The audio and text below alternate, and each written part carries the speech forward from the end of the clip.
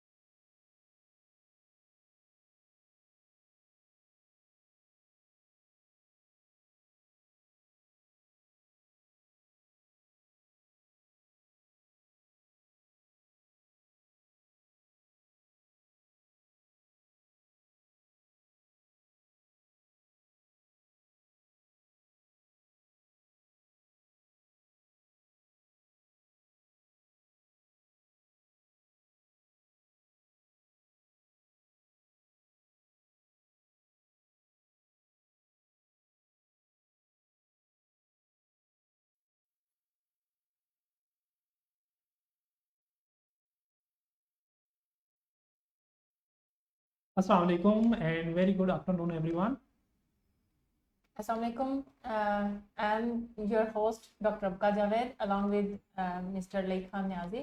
आज हमारे साथ हैं नारोवाल कैंपस के campus coordinator professor doctor Mohammad Shahbaz. अस्सलाम वालेकुम sir, very good afternoon in this programme.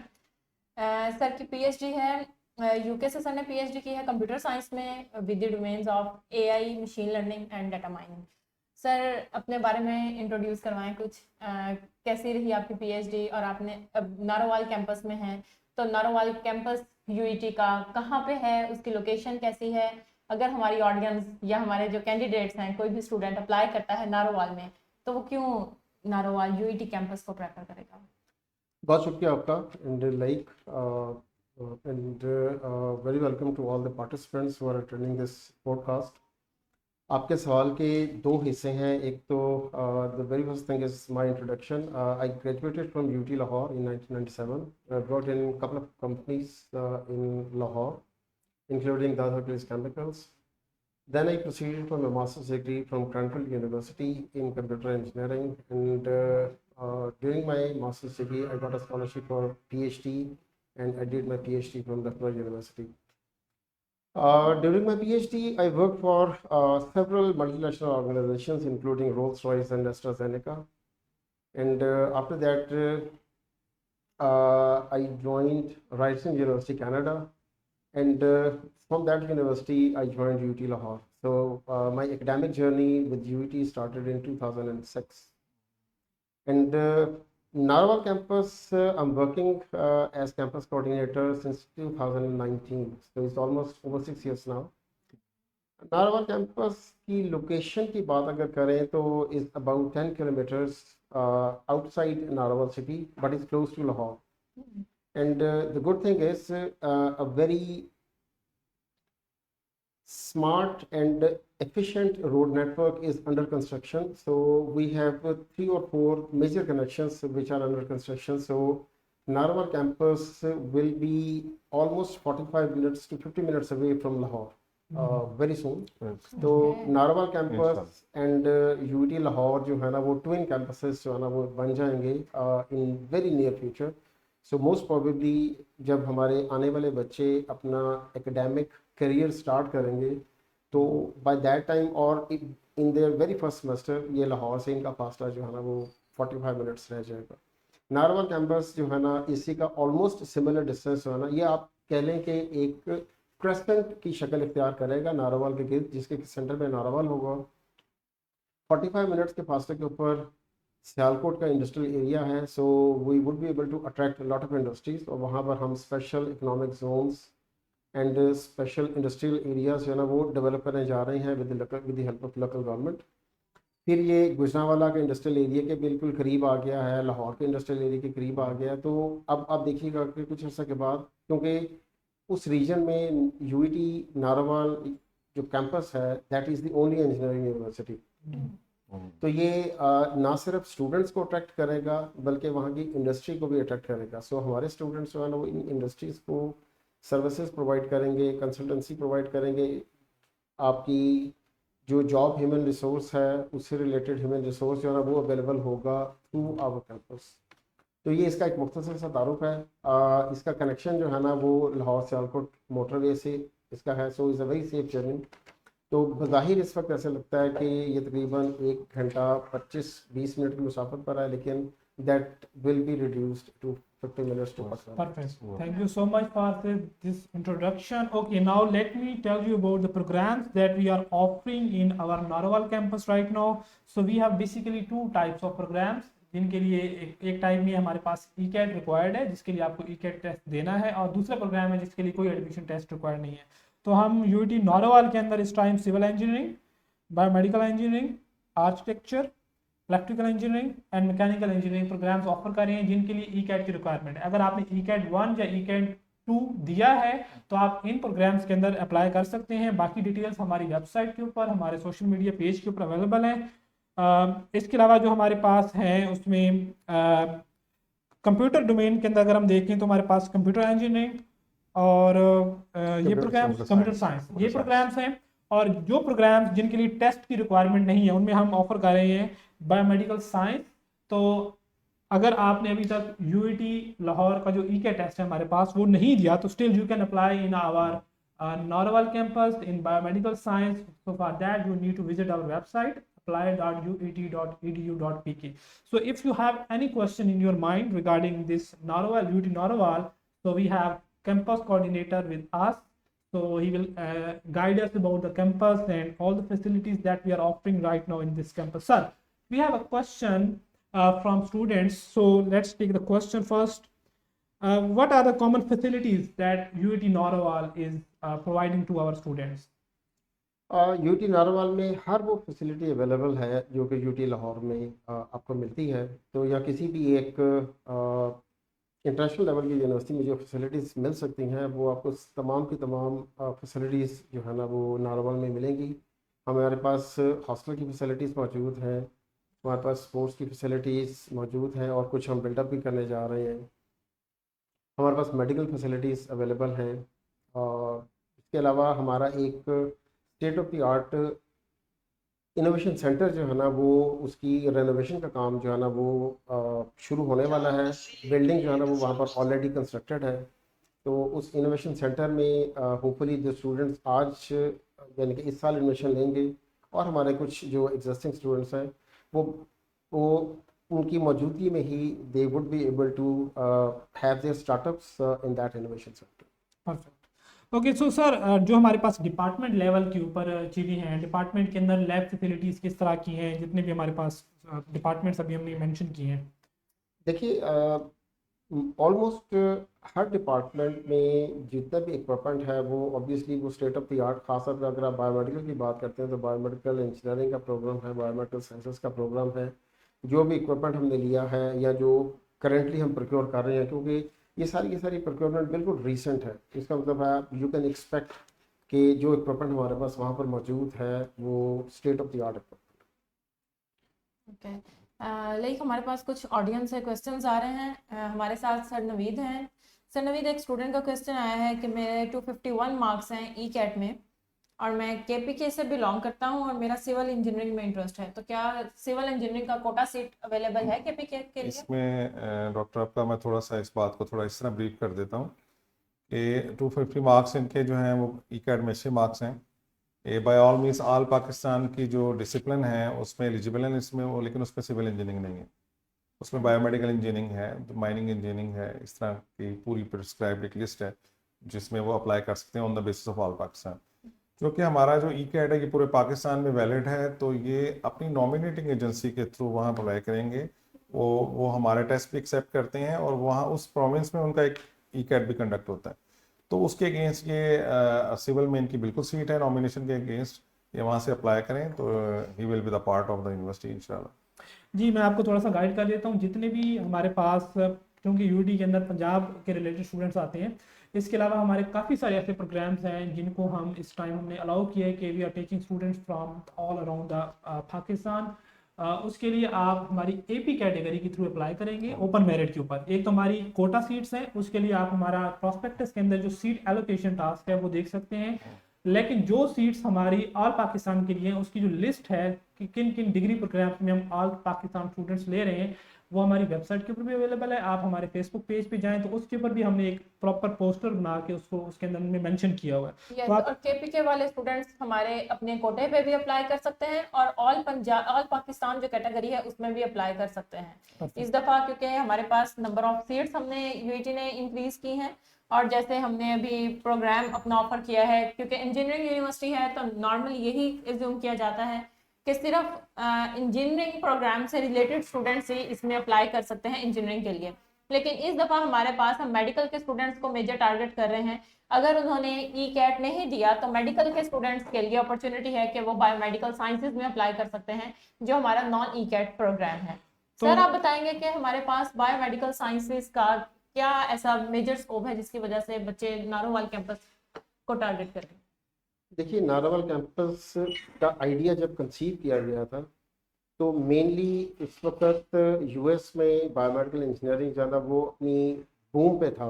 उस वक्त मोस्ट ऑफ द यूनिवर्सिटी ज़्यादा वो यूएस में और यूरोपियन यूनियन कंट्रीज़ में बायोमेडिकल इंजीनियरिंग के प्रोग्राम को स्टार्ट कर रहे थे। तो at the same time UT Lahore ने ये डिसाइड किया कि वो अपने नारोवाल कैंपस में बायोमेडिकल इंजीनियरिंग को स्टार्ट करेंगे। और बेसिकली बायोमेडिकल इंजीनियरिंग से रिलेटेड जितने भी डिसिप्लिन हो सकते हैं फिर यूटी ने वो स्टार्ट किए, एक्सक्लूडिंग सिविल इंजीनियरिंग, जो कि किसी न किसी हद तक वो भी रिलेट करता है।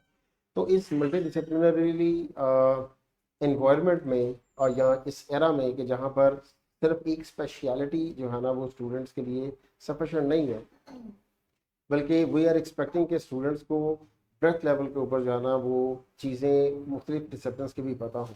तो नारोवाल में हमने बायोमेडिकल स्टार्ट किया, उसको सपोर्ट करने के लिए कंप्यूटर साइंसेस का प्रोग्राम है, इलेक्ट्रिकल इंजीनियरिंग का प्रोग्राम है, मैकेनिकल इंजीनियरिंग का प्रोग्राम है।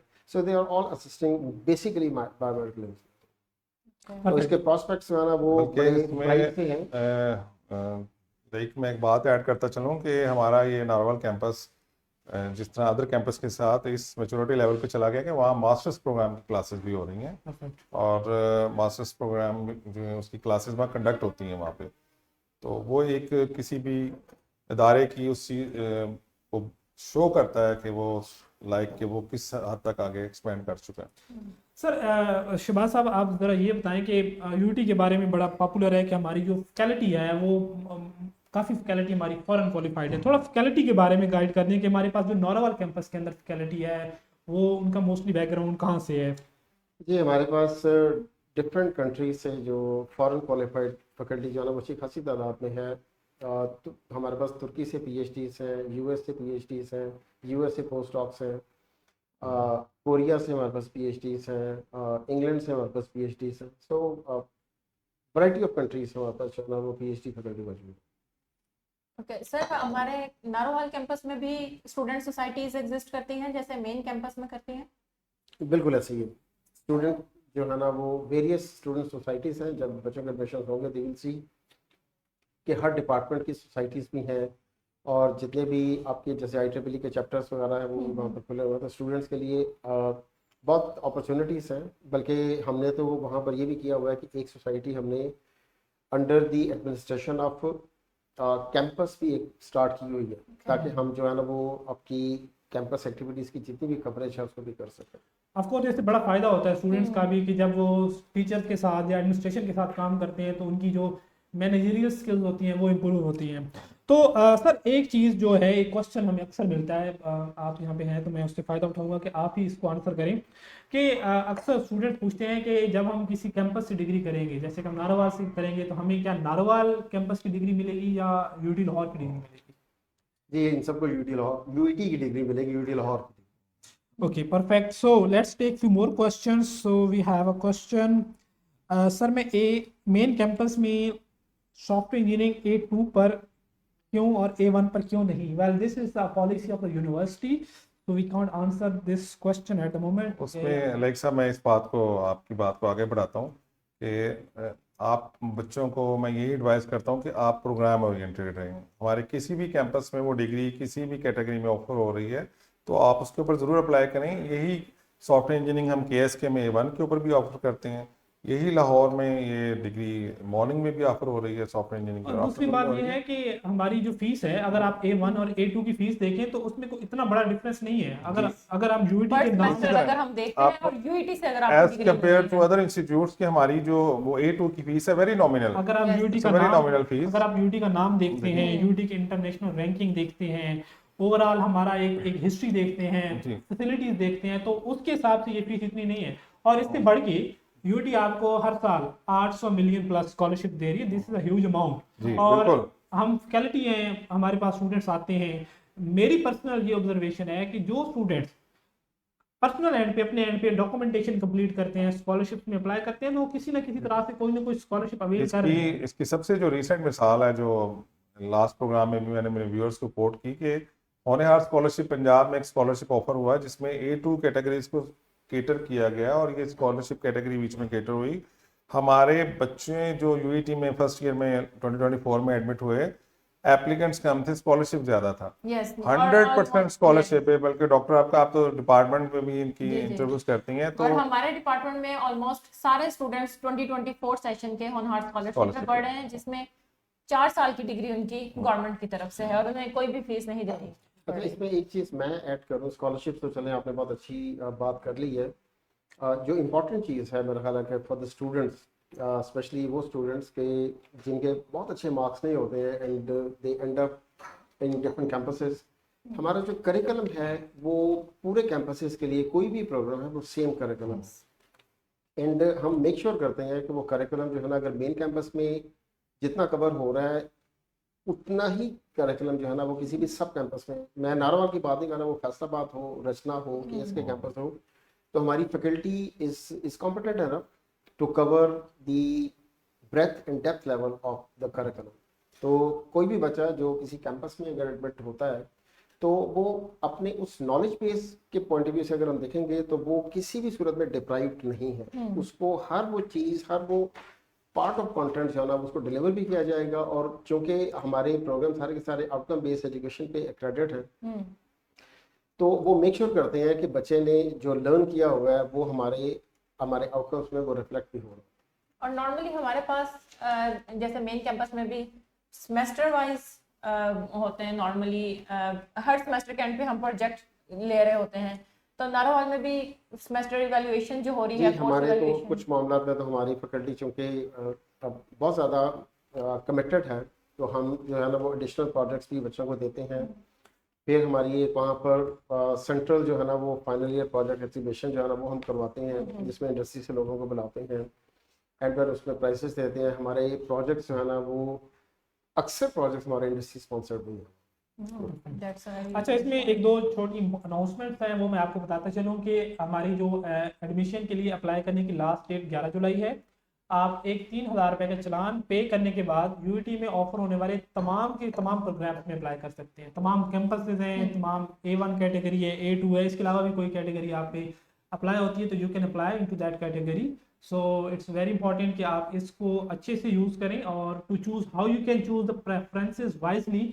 हमने इसके ऊपर पॉडकास्ट रिकॉर्ड किया है और हमारे पेज के ऊपर जाएं तो आपको वो पॉडकास्ट मिलेगा where you can find how you can apply in the UET and how you can wisely select the preferences while applying. सिर्फ एक दफा आपको चालान पे करना है 3,000 का और आप किसी भी कैंपस में किसी भी प्रोग्राम के लिए अप्लाई कर सकते हैं। मल्टीपल प्रोग्राम्स के लिए आप अप्लाई कर सकते हैं। इवन जितने प्रोग्राम्स ऑफर हो रहे हैं, अगर वो आपके क्राइटेरिया पे आप फुलफिल कर रहे हैं तो आप उस सब प्रोग्राम्स में अप्लाई कर सकते हैं। Okay, question है, my aggregate is 85%, then which engineering program will be the best in main campus according to the demand and future? अच्छा, कुछ सवालों के जवाब तो हम आपको दे सकते हैं, कुछ सवालों के जवाब आपको खुद से पूछने चाहिए कि आपका इंटरेस्ट क्या कहता है। ठीक है, ऑफ कोर्स डिमांड सप्लाई को हमें देखना चाहिए, बट आपका अपना पर्सनल इंटरेस्ट भी मैटर करता है। अगर आपका इंटरेस्ट नहीं होगा तो आप उस डिग्री में उतना अच्छा शायद परफॉर्म ना कर सकें। Aggregate is very good, I think you have so many options you can apply in the UET। तो सर आप थोड़ा सा इसके ऊपर गाइड कर देंगे, बच्चे अक्सर ये हमसे पूछते हैं हम्म, कि हमारा एग्रीगेट, और वो एग्रीगेट पॉइंट ऑफ व्यू से देख रहे होते हैं कि किस डिग्री में हमें अप्लाई करना करना चाहिए। चाहिए। मेरा ख्याल है कि लाइक आपने बहुत अच्छी बात कर दी है कि ये तो स्टूडेंट के एप्टीट्यूड पर डिपेंड करता है, बल्कि मुझे तो ऐसा लगता है कि मार्केट को भी नहीं देखना चाहिए, बल्कि अपने इंटरेस्ट को जो है ना वो देखना चाहिए। आप कोई भी डिग्री करें, अब उसको बहुत अच्छे तरीके से करेंगे तो you can excel in that career. Hmm, अगर आप हाफ हार्टेडली कोई डिग्री करते हैं जिसमें आपका इंटरेस्ट नहीं है, आपको अपने पेरेंट्स ने पुश कर दिया, तो I would very sincerely advice कि आपको उस तरह की डिग्रीज नहीं करनी चाहिए। इसका एक आसान तरीका है कि आप जितने भी इंजीनियरिंग के प्रोग्राम्स हैं, पहले तो आप उनके नाम और उनके नाम को आप सिर्फ कीवर्ड्स को नेट पे या गूगल करें और पिक्चर्स को देखें सिर्फ आप, हम्म, बिल्कुल ब्लैंक माइंडेड जो है ना आप इस एक्टिविटी को परफॉर्म करें।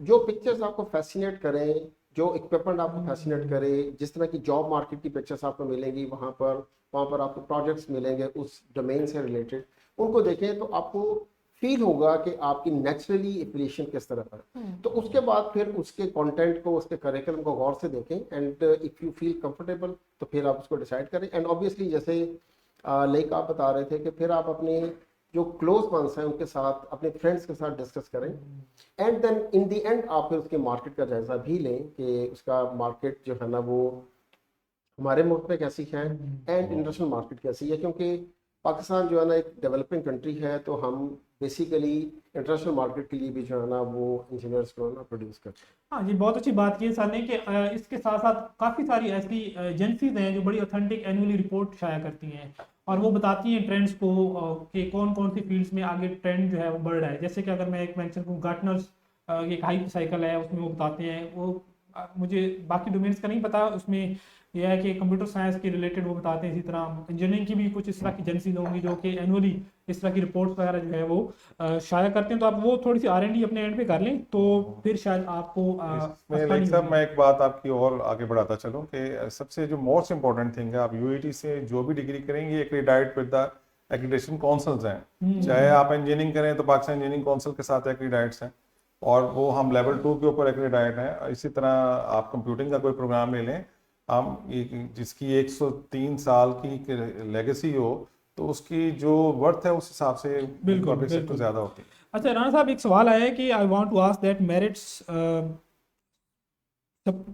supply have first year में and got 130 marks in ECAT and my aggregate is not building up to the marks for ECAT program, तो ECAT की हमारी कोई रिस्ट्रिक्शन तो नहीं है इसमें मैं दोनों चीज़ एक्सप्लेन कर देता हूँ। बड़ा ये क्वेश्चन जो है ना बार बार रिपीट हो रहा है और बच्चों की क्लैरिटी के लिए बड़ी क्लैरिटी से मैं इसको एक्सप्लेन करता हूँ कि फर्स्ट ईयर में सप्लीमेंट्री का वर्ड नहीं होता, इट्स लेस देन 33% मार्क्स।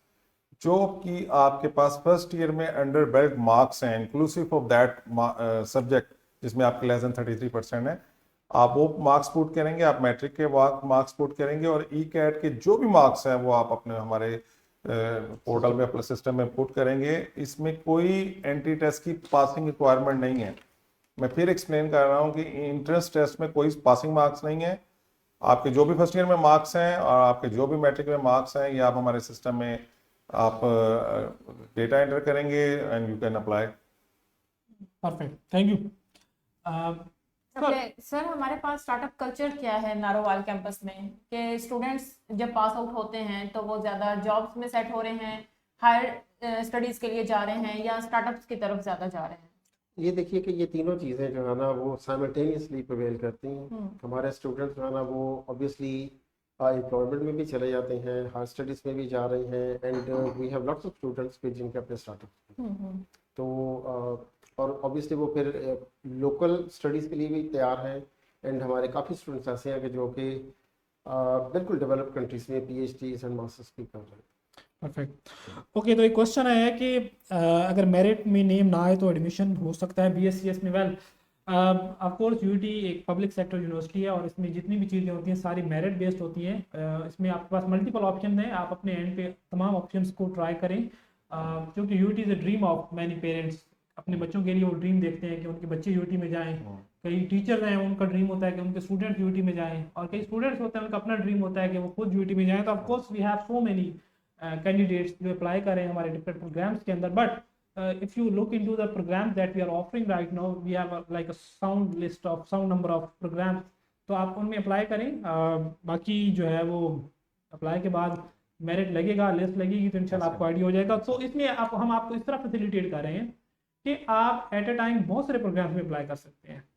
तो ये इस चीज़ से आप फ़ायदा उठाएं, आप अप्लाई करें तो इंशाल्लाह। अब जैसे आपने कहा BScs, तो अगर BScs के लिए अगर आपका मेन में नहीं आता और आप रिस्ट्रिक्ट हैं कि आपने BScs ही करना है, तो आप सारे कैंपसेस में अप्लाई करते हैं, किसी ना किसी कैंपस में आपका नाम आ जाएगा, क्योंकि हमने नंबर ऑफ सीट्स भी इस दफा इंक्रीज की हैं इसी वजह से, क्योंकि हमारे पास रिक्वेस्ट बहुत ज्यादा आ रही थी कि कंप्यूटिंग क्योंकि बूम है, तो यूनिवर्सिटी ने ओवरऑल 2500 सीट्स इंक्रीज की हैं, जिसमें मल्टीपल कंप्यूटिंग प्रोग्राम्स हैं जो हमने न्यू ऑफर किए हैं, और हमारे पास BScs में भी इवन हमने 150 सीट्स इंक्रीज की हैं। सो आपके पास गोल्डन अपॉर्चुनिटी है कि आप सारे प्रोग्राम्स में अप्लाई करें, तो आपका कहीं ना कहीं आप एडमिशन अपना जरूर सिक्योर कर सकते हैं। स्कॉलरशिप्स के बारे में क्वेश्चन है कि फर्स्ट सेमेस्टर में स्कॉलरशिप जो है ना वो मिलते हैं जी? ये डिपेंड करता है, कभी कभी हमारे स्टूडेंट में फर्स्ट सेमेस्टर में ही मिल जाते हैं, कभी एंड ऑफ फर्स्ट सेमेस्टर और very start of the second semester. तो ये प्रोसेस तभी स्टार्ट हो जाता है जब हमारे बच्चे आते हैं, स्टूडेंट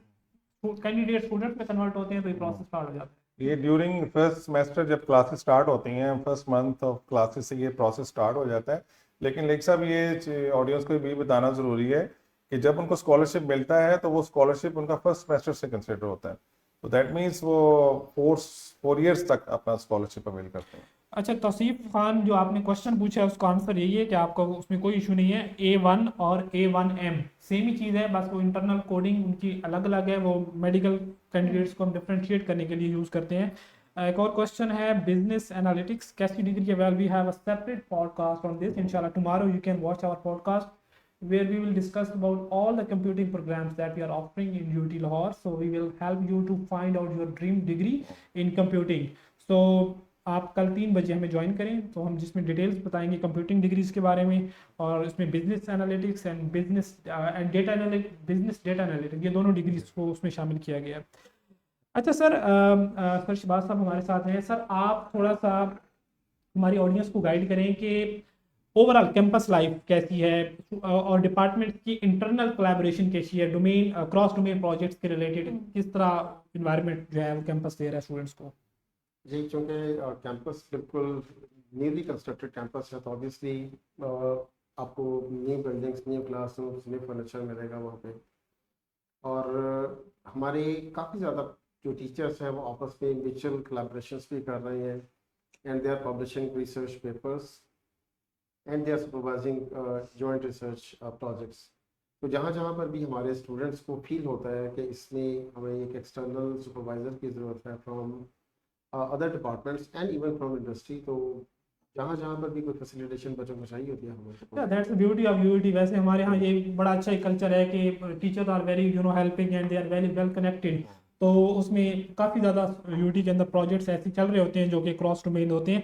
अच्छा, एक क्वेश्चन आया कि आपने इलेक्ट्रिकल इंजीनियरिंग फैसलाबाद में अप्लाई किया, तो आपको ऑप्शन आपको नहीं पता कि बाकी कैंपसेस में कैसे अप्लाई करने हैं। जब आप ऑनलाइन अप्लाई करते हैं तो उसमें ऑप्शन आ रहा होता है कि आप कौन सी डिग्री किस कैंपस में अप्लाई करें। तो अगर आपने अप्लाई कर दिया तो आप कंप्लेंट रजिस्टर कर दें, we will allow you to again edit your preferences, but ये 11 जुलाई के बाद ये ऑप्शन अवेलेबल नहीं होगी। सो अगर आपको फिर भी कंफ्यूजन है, you can watch our podcast. एक साद खान का क्वेश्चन है कि उन्होंने दिसंबर तक वेट करें ई-कैट में अप्लाई करने के लिए, क्योंकि ऑनलाइन ई-कैट प्रोग्राम ओपन नहीं हो रहा। वेल ई-कैट हमारी जो सेकंड फेज था वो तो खत्म हो चुका है जी, उसमें सेकंड बल्कि एक अनाउंसमेंट है वो सेकंड फेज हमने फर्स्ट फेज किया, हम जनवरी से स्टार्ट लेके अपने ई-कैट स्पेल्स करते आ रहे हैं। इस वक्त हमने चूंकि न्यूमरस रिक्वेस्ट आई हैं कुछ बच्चों की कि वो टेस्ट नहीं दे पाए ई-कैट का, और ई-कैट बेस्ड काफ़ी सारे 90 ऑफ द प्रोग्राम्स हैं हमारे 90% वो ई-कैट बेस्ड हैं। तो उनके लिए हमने हमारी वेबसाइट पर भी आपने इंफॉर्मेशन देखी होगी, तो आप वॉक इन आप यूईटी में विजिट करेंगे ऑन फ्राइडे, दिस फ्राइडे आप विजिट करेंगे एट 3 PM आप विजिट करेंगे, आपका यहीं पे सारा प्रोसेसिंग होगी, ई-कैट में रजिस्ट्रेशन की जाएगी इंशाल्लाह, और next Friday will be the test day.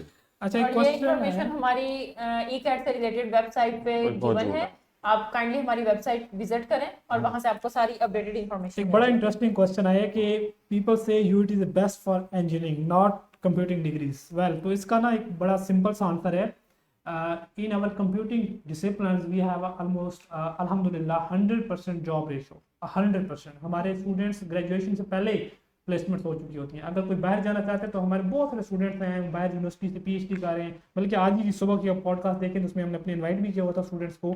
तो कोई भी डिग्री है उसकी अगर आप देखें कि वो बेस्ट यूनिवर्सिटी करवा रही है तो उसके अंदर उसकी जो जॉब रेशो होती है वो बड़ी इंपॉर्टेंट चीज़ होती है।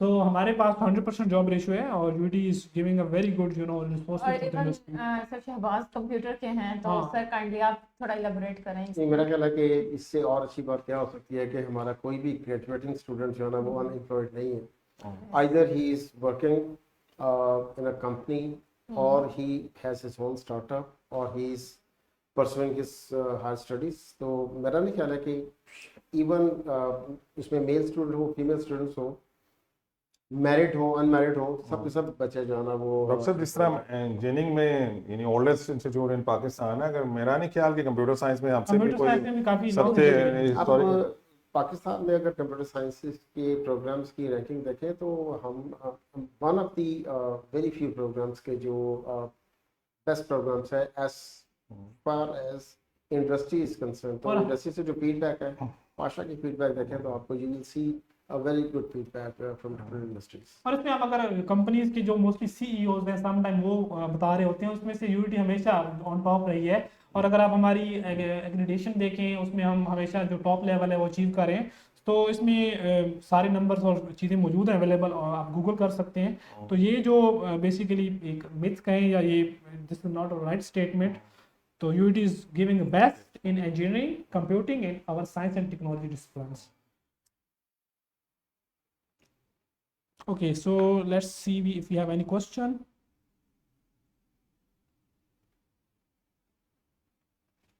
ई-कैट में मेरिट का पूछ रहे हैं कि 168 हैं ई-कैट में, तो मेरिट क्या होगा? मेरिट हम अभी नहीं बता सकते, हम आपको हमेशा से यही स्टेटमेंट ही दे रहे हैं कि हमारे पास मेरिट का बताना अभी बहुत पहले होगा। 11 को हमारी फाइनल मेरिट लिस्ट जब सारे एडमिशन्स आ जाएंगे उसके बाद हमारा मेरिट कैलकुलेट होगा, तो फिर ही हम फाइनल बता सकते हैं कि मेरिट कितना है हमारा टॉप मेरिट, और उसके बाद ही मेरिट कैलकुलेट होता है जब सारे स्टूडेंट्स अप्लाई कर देते हैं। सर शहबाज के लिए स्पेसिफिक क्वेश्चन आया है, स्टूडेंट ने मेंशन किया है कि why UT is lacking in research, like the teacher are only involved only delivering lectures and very rare to see personal research assistant or research associates of any teacher। यानी कि वो ये कहना चाह रहे हैं कि टीचर पर्सनल रिसर्च असिस्टेंट नहीं रखते या एसोसिएट नहीं रखते। तो उन्होंने आपको मेंशन किया कि सर आप इसका काइंडली आंसर कर दें। यस, नहीं, ऐसी बात नहीं है। हम यहाँ पर पर्सनल एम्प्लॉयमेंट नहीं देते हैं। जिन टीचर्स के पास रिसर्च प्रोजेक्ट्स हैं वो उन प्रोजेक्ट्स पे यकीनन हायरिंग करते हैं और उनके पास रिसर्च असिस्टेंट्स और रिसर्च एसोसिएट्स भी मौजूद हैं। मेन कैंपस में थोड़ा सा ट्रेंड ज़्यादा है, सब कैंपसेस में हमारे ऐसे काफ़ी ज़्यादा प्रोजेक्ट्स हैं जो कि पाकिस्तान इंजीनियरिंग काउंसिल से पंजाब HEC से प्रोजेक्ट्स विन भी किए हैं उन्होंने। जहाँ तक ये बात है कि पर्सनल रिसर्च को प्रमोट करते हैं, तो यहाँ पर मेरा नहीं ख्याल है कि ये टर्म जो है ना वो मुनासिब टर्म होगी कि पर्सनल रिसर्च क्या है।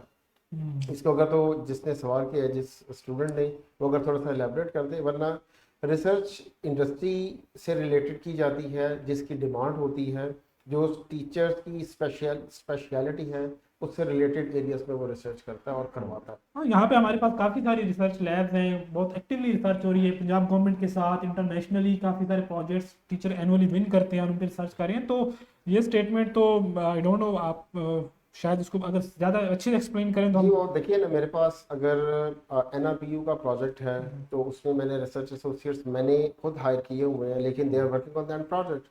इसी तरीके से पाकिस्तान साइंस फाउंडेशन में हमारा एक प्रपोजल जो है ना वो ऑलमोस्ट फाइनल स्टेजेस के ऊपर है। अगर वो मुझे फंडिंग मिलती है तो हम उसमें भी ऑब्वियसली जो भी ह्यूमन रिसोर्स हायर करेंगे वो उस प्रोजेक्ट के ऊपर काम कर रहा होगा। तो इसमें मेरा इंटरेस्ट कुछ नहीं है। मेरे पास माइक्रोसॉफ्ट की रिसर्च फंडिंग थी तो उसके क्रेडिट्स हमने यूज़ किए इन दैट पर्टिकुलर प्रोजेक्ट। तो इसी तरीके से एक इंटरेस्टिंग चीज़ और मेरा है कि हमारे वो स्टूडेंट्स जो कि नारवल में इंटरेस्टेड हैं, हमारे पास वहाँ पर 2 नेशनल सेंटर्स जो है ना वो स्टार्ट होने जा रहे हैं। एक national centre for quantum computing जिसकी मेजर लैब जो है वो नारवल कैंपस में होगी, और फिर हमारे पास एक national centre for new manufacturing है, उसकी एक एसोसिएटेड लैब भी नारवल कैंपस में होगी।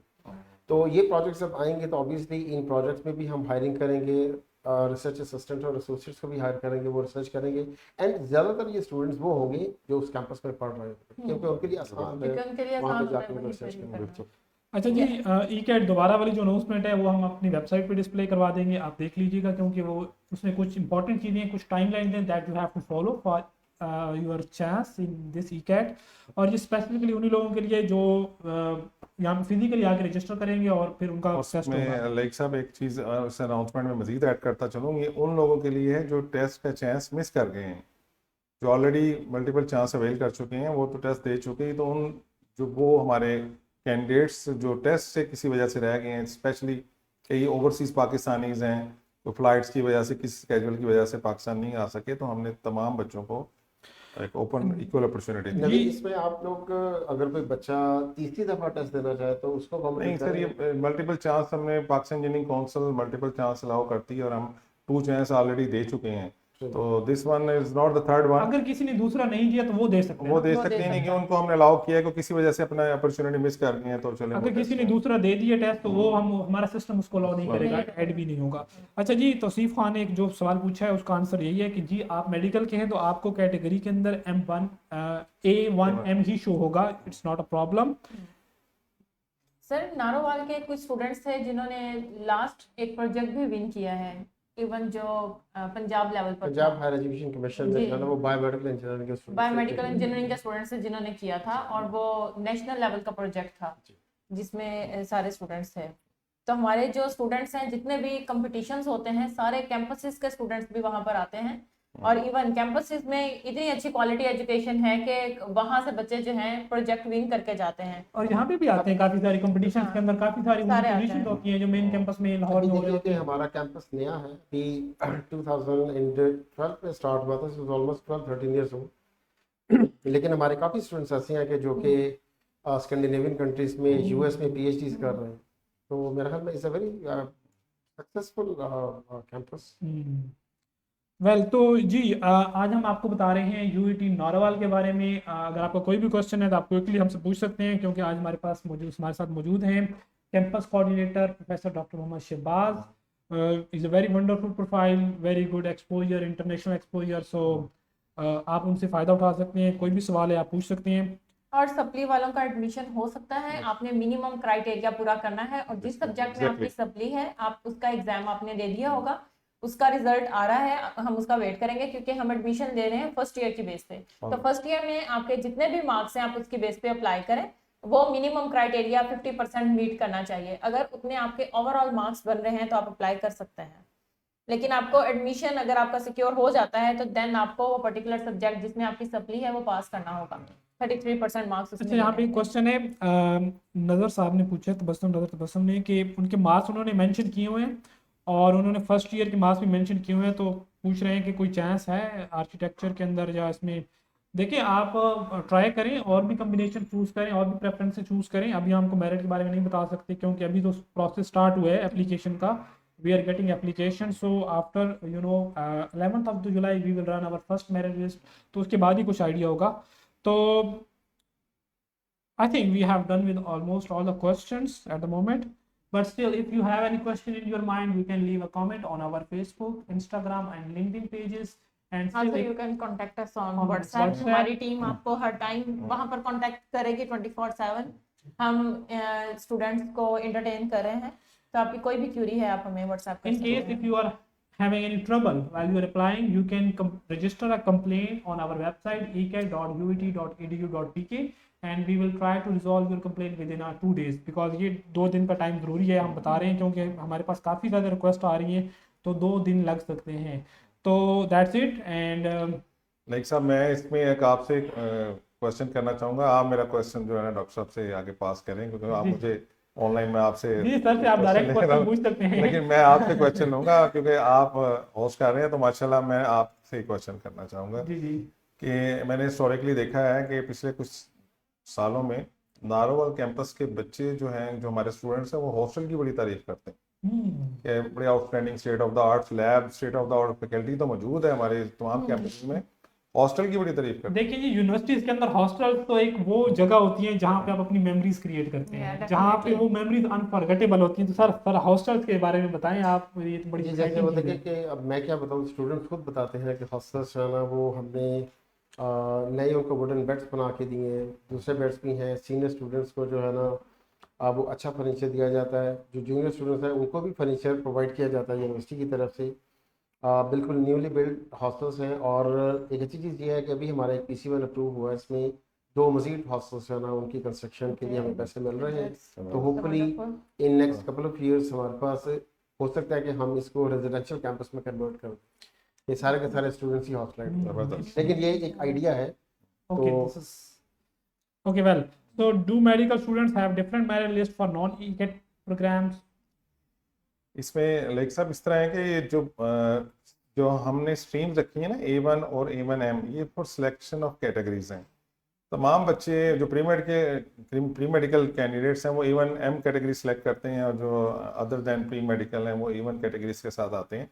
इन दी एंड जब मेरिट कंक्लूड किया जाता है तो according to merit, according to seats, वो मेरिट रन होता है और उसके मुताबिक इनके एडमिशन हो जाते हैं। सेकेंड ईयर में अगर सप्ली क्लियर ना हो तो रिफंड हो जाएगी फीस? उसमें एक अलार्मिंग आंसर है इसमें। बच्चों को वेरी कॉन्शियस इस सवाल के जवाब में मैं जो बताना चाह रहा हूँ, हिस्टोरिकली जो बच्चे हमारे पास, चूंकि हम फर्स्ट ईयर बेस एडमिशन्स करते हैं, फर्स्ट ईयर बेस पे उनका मेरिट बन जाता था। फर्स्ट ईयर मैट्रिक और दैट से मेरिट हो गया। Then almost by the mid of September या the first week of September results आ जाने हैं आपके इंटरमीडिएट एग्जाम के, क्योंकि हमारे पास जो स्ट्रीम इस मरतबा एडमिशन ले रही है वो सेकेंड ईयर का एग्जाम दे चुकी है और वेटिंग फॉर रिजल्ट है। फर्स्ट ईयर की मार्क्स के ऊपर उनका मेरिट कंप्लीट हो रहा है। लेकिन लेटर ऑन जब रिजल्ट आया तो वेरी शॉर्टली आपने एडमिशन ऑफिस UET लाहौर में जो हमारे कैंडिडेट से स्टूडेंट में कन्वर्ट हो जाएंगे, और उनका जो रिजल्ट है उन्हें हमें इंटीमेट करना होगा। अदरवाइज उनके आफ्टर द 1 मंथ जो वो एडमिशन चार्जेस है वो रिफंड नहीं होंगे। बाय ऑल मीन्स अगर वो with in 1 month of result खुदा ना खासा उनके कोई नहीं किसी वजह से कर पाते सेकेंड ईयर कंप्लीट, तो उनको विद इन 1 मंथ अप्लाई करेंगे तो देन हम ड्यूज उनके रिफंड करेंगे। ठीक है, उसमें एडमिशन फीस रिफंड नहीं होती? उसमें एडमिशन चार्जेस क्योंकि ये बेसिकली नॉट एलिजिबल हो जाते हैं कैंडिडेट्स, तो इस वजह से इनके ये चार्जेस वापस हो जाते हैं। By all means other student के एडमिशन चार्जेस वापस नहीं होते। Okay, so let me conclude this podcast now. So we in the Narwal campus, sir आप जरा वेलकम करते हैं स्टूडेंट्स को जो इंटरेस्टेड है नारोवाल के अंदर, देन हम इसको कंक्लूड करते हैं। अब मेरा ख्याल है कि आप लोगों ने, अगर कुछ लोग ऐसे हैं यहाँ पे जो इस पॉडकास्ट को लाइव अटेंड कर रहे हैं या जो इसकी रिकॉर्डिंग बाद में देखेंगे, नावरा के पास is a wonderful opportunity for all those students जिनके बहुत अच्छे उन्होंने ग्रेड सिक्योर नहीं किए हुए, लेकिन even for good scoring students भी नावरा कैंपस जो है ना वो एक ऐसी अपॉर्चुनिटी है जिसमें state of the art facilities available हैं and it's not far away from Lahore main campus. तो मैं आप सबको इनकरेज करूँगा कि आप नावरा कैंपस में आइए, अप्लाई करें, और हम वहाँ पर बड़े बड़े नए प्रोजेक्ट्स और नई एक्टिविटीज़ है ना वो प्लान कर रही हैं। So there is everything for the new coming students. Thank you so much sir for joining us today. It was a very wonderful podcast. So just mention कर देते हैं आपको, UT नारवाल के अंदर हम engineering, computing and science and technology की discipline offer कर रहे हैं। इंजीनियरिंग में हम civil engineering, biomedical engineering, architecture, electrical engineering, mechanical engineering, और कंप्यूटिंग के अंदर हम software, computer science, computer engineering, और इसके अलावा एक और प्रोग्राम जिसके लिए टेस्ट की रिक्वायरमेंट नहीं है, बायोमेडिकल साइंस। आप इन प्रोग्राम्स में अप्लाई कर सकते हैं। Visit our website apply.uit.edu.pk and thank you so much for staying with us and we wish you a wonderful future. Thank you. Thank you. Allah Hafiz. Allah Hafiz.